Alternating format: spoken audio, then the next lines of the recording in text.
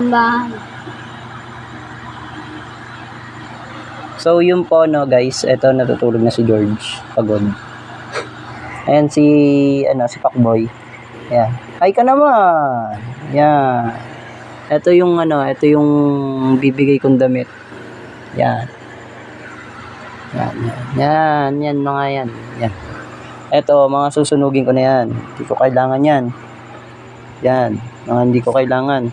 Yung doon naman susunugin na rin yan. Pagpipilian pa. Itong bike na to, sinong bibili? Bumili na.